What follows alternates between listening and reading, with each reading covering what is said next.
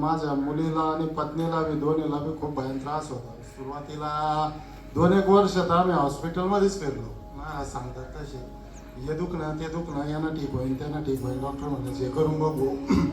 मग त्याच्यानंतर असंच उलगाडा झाला, हो इकडं दाखव तिकडं दाखव. तर मग उलगाडा झाल्यानंतर ह्या महाराजकडे त्या महाराजकडे पैसे लागतील तितके पैसे लागतील.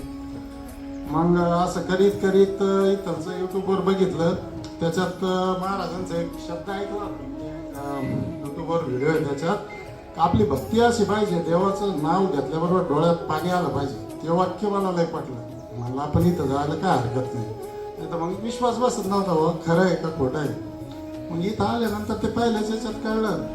मग महाराजांनी सांगितलं बरोबर नामस्मरण आहे कंटिन्यू. तरी शक्तीच्या प्रभावामुळे तेवढं नामस्मरण नाही झालं. आणि जोपर्यंत पूर्ण नामस्मरण होत नाही, महाराज सांगतात तसे आपले पाप जळत नाही तोपर्यंत मुक्ती होत नाही. ती कर्म आपल्याला पिंगवतं. महाराज पण काही करू शकत नाही, ते आपल्या हातात आहे. तर आपण स्वतः जितकं नामस्मरण करू तितक्या लवकर बरं होऊ. ओम श्री गुरुदेव दत्त.